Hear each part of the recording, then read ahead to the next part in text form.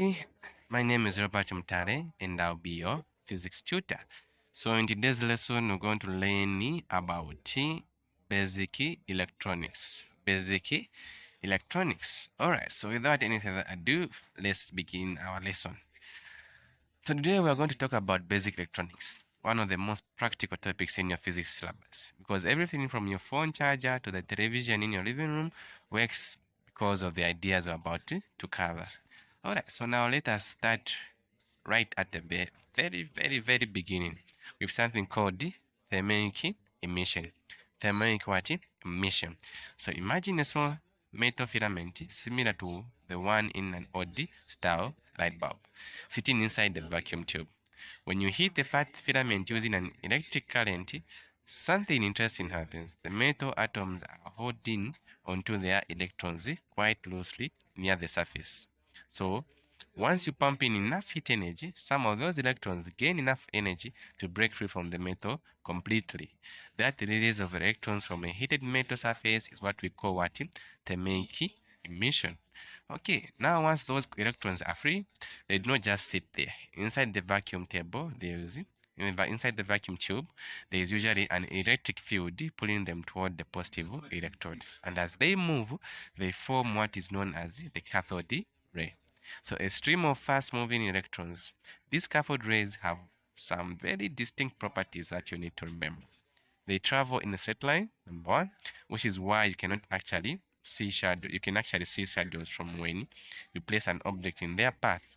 They can be deflected, meaning their path can be what? Be bent by both electric fields and magnetic fields. Because of this, electrons are charged particles, and moving charged particles respond to both these kinds of field. And here is something students often mix up in the exams. So listen carefully. The electrons themselves flow from the negative terminal toward the positive terminal. But conventional current, by definition, is said to flow from the positive to negative. So the direction of the electron flow and the direction of the conventional current are actually opposite to each other. If you remember nothing else from this section, remember that one distinction, because it comes up and again and again. So these electron beams are not just a laboratory curiosity either. They have real applications. All television sets and computer monitors used electron beams striking at a fluorescent screen to create the picture you saw. Cathode ray oscilloscopes use these to display electrical signals visually, and X-ray machines use a high-energy electron beam striking a metal target to produce X-rays for medical imaging. Medical what? Imaging. So speaking of the cathode ray oscilloscope, which is a CRO as it's often called, let us look at the basic structure. So because this is a favorite exam topic, inside the CRO, you have an electric gun, which is responsible for producing and accelerating the stream of electrons as we just discussed. Then you have a control grid, which regulates how many electrons get through, essentially controlling the brightness of the display. After that, the electrons pass through an anode, which further accelerates them.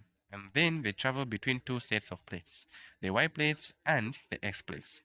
The Y plates control the vertical movement of the beam on the screen, and the X plates control the horizontal movement. Finally, the beam strikes a fluorescent screen, which glows at the point of impact, tracing out the pattern you see. So the CRO is extremely useful in practical settings. It can measure peak voltage of a signal. It can also measure time intervals. It can also measure frequency, and of course, in television form, it displays a moving what? Picture. Now let us shift gears and talk about the security components, because you cannot build or understand any electric component without knowing your basic building blocks and their symbols. So you should be comfortable identifying resistors, potentiometers, capacitors, thermistors, light dependent resistor, reed switch, relay switch, and light emitting diodes. Both by their function and their security symbol. So examiners love asking you to identify a component from a symbol. So to make sure you practice drawing. So make sure by all means practice drawing and recognizing each one. Alright, so the one very practical skill tied to this is reading a resistor values from their color codes. So resistors are marked with colored bands, and each color represents a digit or a multiplier. Rather than memorizing this in isolation, practice with real examples repeatedly until reading a color code becomes second nature, because this is exactly the kind of question that shows up in the practical papers. Next, let us talk about the variable potential divider. Variable potential divider. This is simply a component, often a result or a potmeter, that allows you to tap off a variable fraction of the total voltage across it by sliding a contact along a resistive track. A resistive track. You can obtain any output voltage between 0 and the full supply voltage. This idea of dividing voltage at the heart of many sensor circuits. And that brings us naturally to the thermistors and light dependent resistors. There are two components that behave a little differently from an ordinary resistor. So a thermistor is a type of semiconductor whose resistance changes significantly with temperature. So it depends on temperature, the thermistor. In most cases, it's used at this level as temperature increases. The resistance of the thermistor decreases as temperature reduces. Okay, so a light dependent resistor, or a LDR, works on a similar principle. But instead of responding to temperature, it responds to light intensity. As the light falling on it increases, its resistance decreases.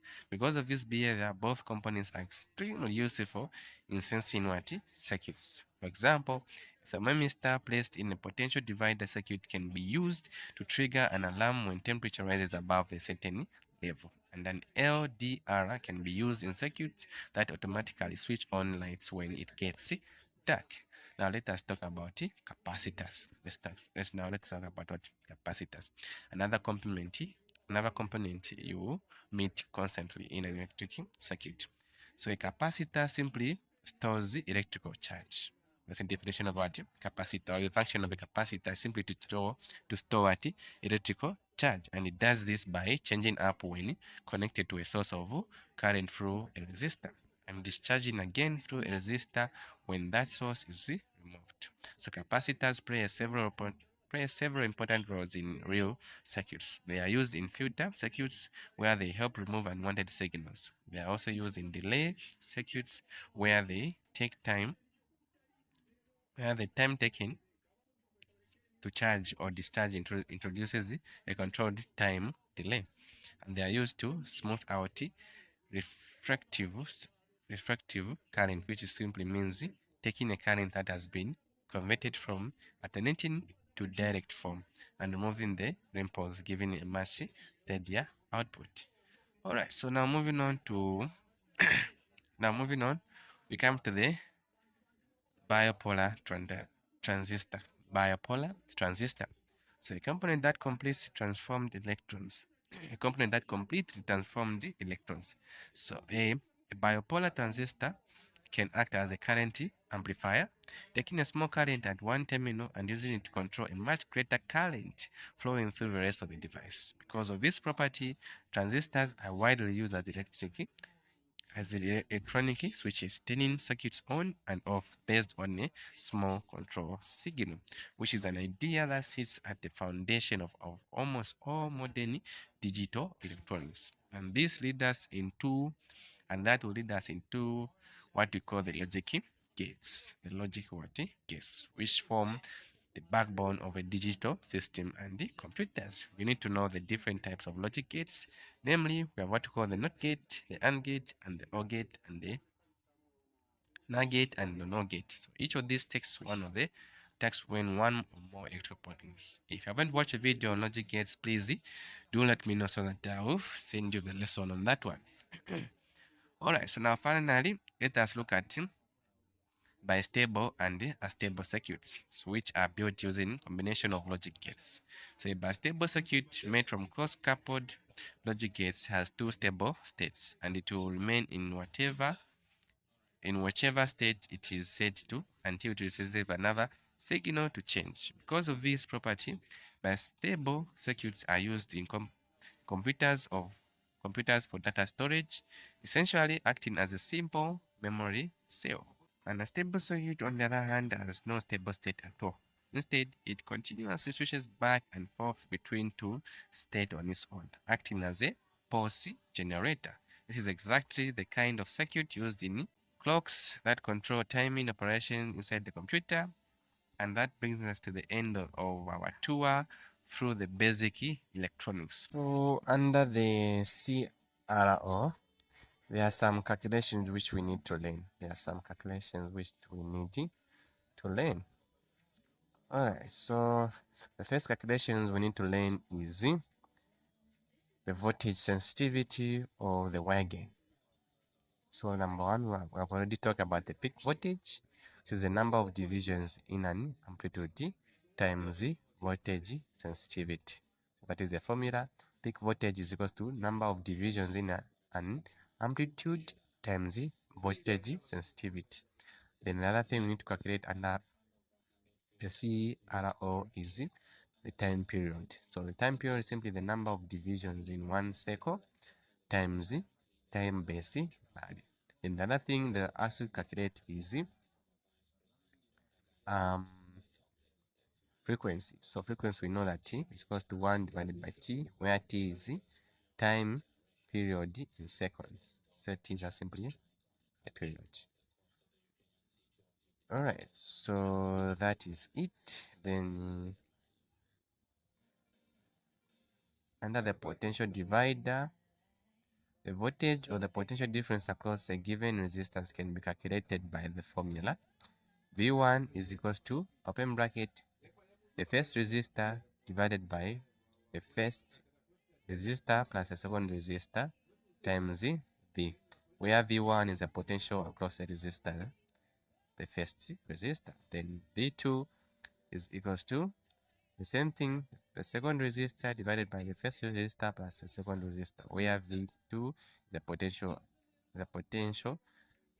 across the resistance R2. So a point meter regulates the potential difference there.